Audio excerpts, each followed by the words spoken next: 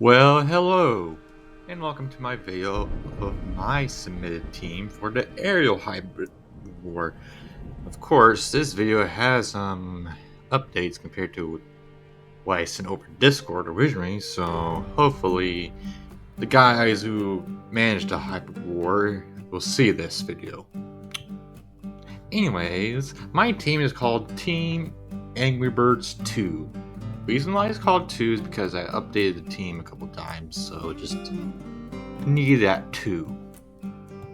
I came up with the name after I finished my second hybrid, Leonard, my flying pig.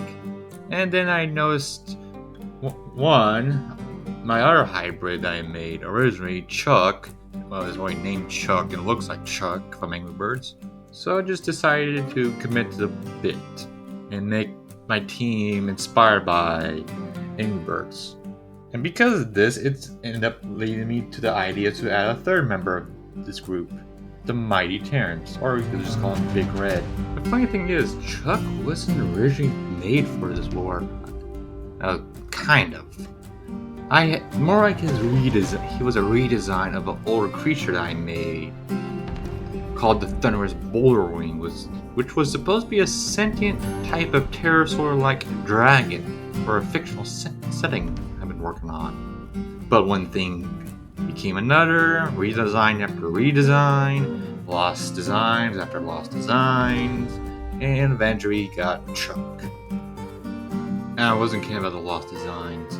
The amount of pictures I used to have but got one deleted or two, the device that they were on got broke, is upsetting. Scratch that, I found a bunch of old images of, actually it was a combination for reference of the Thunderous Borderwing. And this was my reaction when I found it. Yes! Yes! But yeah, back on topic. Chuck is a unique individual of an entire species of hybrid. That's why his codename has a number next to it. Because, well, that shows which number he was. You might wonder how you were able to get that many hybrids. Well, you see, natural breeding. Which also helped with randomizing some of the stats and behavior and morphology. And also help polish out any kinks that comes with artificial creations like this. So yeah, he's probably going to be the most mentally stable of the team, ironically enough. And also the one with the most experience as well. But keep in mind, this image right here is a bit outdated. For one, they're no longer called the Raging Bullring, and two, some of the stats are a bit off. And here's the updated stats for him. Oh, his species too. As you can see, his base is comprised of 2 pterosaurs and 1 bird. The foremost of his base is some Gyropteryx, which is why he has this head shaped like it does. Matter of fact, that's why this is inspired through all his different versions was this pterosaur. Which also gives him a pretty strong bite force since they are known to eat shellfish like clams. The exact bite force is unknown, but it's probably something like a parrot's, if I do presume.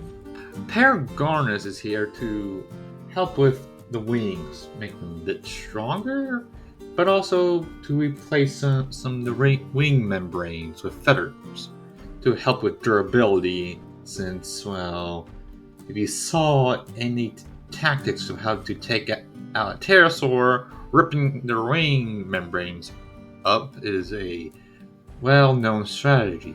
So this is basically a counter. But also combined with the gray-headed albatross will also help the creature have a faster flying speed, be more comfortable in and above the water, and of course, waterproof feathers. And the third true contributor to his creature's base genome is Trophonaphis, made for its size, wingspan, and body weight. Now let's move on to the secondary contributors. For grip strength and tool use, We are using the monkey dactyl. I'm not saying his actual name's too hard for me. The greater bulldog bat and the baldy. Of course, the baldy also helps with eyesight. But to be able to use tools, we're using the fish crow and the European Congo. Weird name.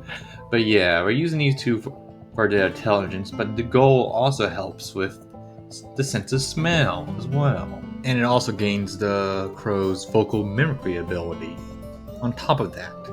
But if somehow it's out of options with biting its opponent or can't clobber it to death with a rock, it can always ram it, thanks to its helmeted hornbill, giant trevally, and I think perennial woodpecker is called. I cannot pronounce it. But yeah, thanks to these three, it has the neck morphology, the head morphology, and the instincts to basically be a living battering ram. This is very different from Bolt, since he grabs on the opponent and then hammers it. Well, Chuck over here just rams right through them. And now let's move on to my next hybrid, Leonard, the flying pig of realized dreams. As you can see in this image, he's around 6 feet tall. Ironically, this kind of makes Chuck around, 5'9" in comparison? So that's a bit funny. Also, sorry for the crank in the background, I dropped my phone accidentally. And now let's talk about his genome. Let's get the easy ones out of the way. His base is wild boar and a pterodon for, well, obvious reasons. You probably guess why they're in here too. Basically, any of their unique traits are applied to him. And we added Megatherium, the giant ground sloth, for its bone nodules, and the Temeric for its retractable spines. Oh, I shouldn't say retractable, I should say able to flatten spines. And for the more complex ones, Microraptor, Hapsigarctrix, and Pelicanornis all aid in the flight capability. Microraptor makes the legs and tail be able to use feathers to help with lift of the back portion. Pelicanornis helps with feathers on the front portion. And the flying style is like a pterosaur, specifically Hapsigarctrix. And Hapsigarctrix also helps with bone density, since despite being a pterosaur with hollow bones, their bones are believed to be actually quite durable. But also, the front limb and back limb morphology allows this creature to spread out its legs like a pterosaur. And we have a Elasmitherium for most obviously its horn, since, well, pretty sure keratin is actually lighter than bone, so it's more effective on a flying creature, but also for its neck muscles and shoulder muscles to add on top of it, which helps it carry such a heavy head while still being able to fly. And its last contributor is really, really weird. It is basically a real-life unicorn pig. That's the best way to describe it. It is a real-life unicorn pig. We only found one person on the internet that will pronounce this thing in English. And he was a small-time PokeTuber making a fake mon that was inspired by it. Which, honestly, I probably should shout him out here, because props to him for making a video about this creature. And the final contributor to Leonard is so useful and so important. The mighty Terrence, my next hybrid, also has it in for the same reasons. Beluga whales are extremely intelligent, have absurdly good mimicking ability, gained the nickname the Canaries of the Sea because of it, able to even replicate human speech to an extent, but also able to work in groups. You see, most of these creatures in Leonard's genome and most of the creatures in Terrence's genome are solitary or nearly completely solitary. So having a social creature like beluga whale, which is able to work with our species occasionally, is extremely useful. But yeah, Leonard's tactics and behavior Well, as Moses' genome would suggest, he usually hits his patents head on by either biting them, ramming them, or trampling them. One of those three. But his personal behavior is most similar to Bomb from Angry Birds itself. So just a goofy guy most of the time. He is just a bit of a goof. And now for my final hybrid, the mighty Terrence. And his species is called the helmeted tiger griffin, for obvious reasons. As you can see, I'm using a lot of contributors that were used in my past hybrids in this one. So I'm going to keep this brief.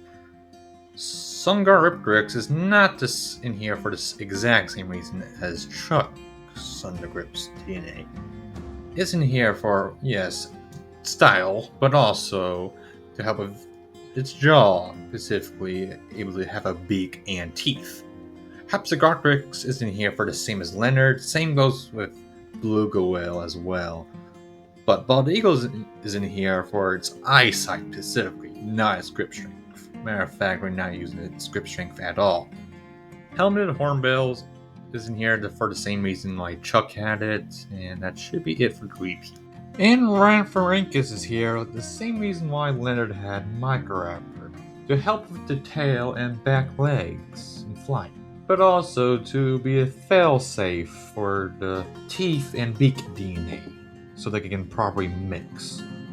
The terrorbird Allogonornis is here for its neck muscles and its skull morphology, specifically for its durable beak that also is shaped sort of like a bird of prey. And Proceratops is added to the genome for two reasons.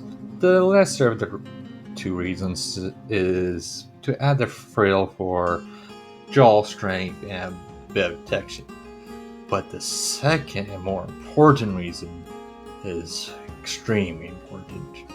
Not for any muscular reason, not for any biological reason, not for any mental reason, but what it means. You see, it's because of Protoceratops that the myth of the griffin even exists in the first place. You see, in Asia, in the arid parts, people used to dig for gold, and when they did, occasionally they found bones of a strange creature. It's shaped like a large cat, like a lion or a leopard, but had a face like an eagle. And so legends were made of it, guarding gold, and eventually came alive in those legends. And eventually would turn to what we would know as the griffin. But those bones were of Protoceratops.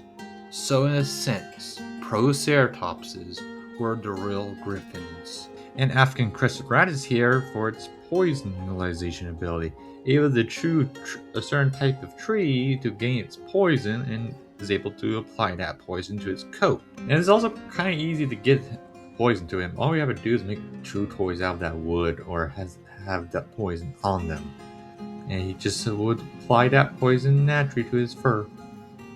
And for its most important contributor, the Siberian tiger. You may be wondering, why is the Siberian tiger in? Well, first of all, the first reason why I decided to put Siberian tiger in, it's its paw strikes, which are some of the strongest in the animal kingdom. But also, its dexterity, surprisingly enough. In other words, its agility. You see, they are able to jump 16 feet in the air and 20 feet across. That is absurd. But also, they can swim as well and climb. You see where I'm getting at. And on top of all that, they have a range ability that people don't know that much about. It's called the Stunning Roar, where they growl at a certain frequency to induce fear and freeze a prey item. This can work on elephants, humans, and deer.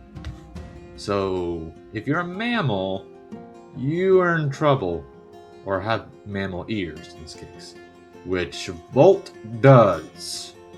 I don't know if it works on birds or not. It might be able to work on birds. So there's that. as well, so Maggie is not completely safe either. And I just realized this is completely unintentional. I just realized this. That Red from Angry Birds has a roar ability. And funnily enough, he also kind of acts like Red too. Thanks to the combination of Beluga and Tiger DNA, it causes some unique mental quirks, including but not limited to a surprising high level of protectiveness, aggression, but also compassion as well for his companions. But yeah, that's it for my hybrids. Yeah, this is Team Angry Birds 2, and that should be. Huh? Wait. He said yes? Oh. He agreed to the alliance. Ani, Alnis, Amid, Asduk, Arin, Sodel. Chasset vazio!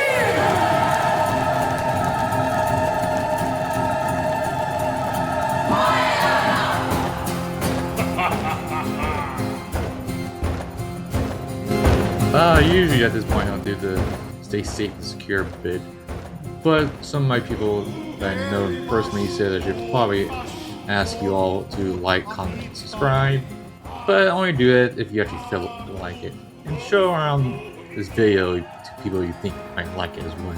If this is your first time on my channel, I'm currently making a Hybrid Seed World series, so if you like my content here, go check it out.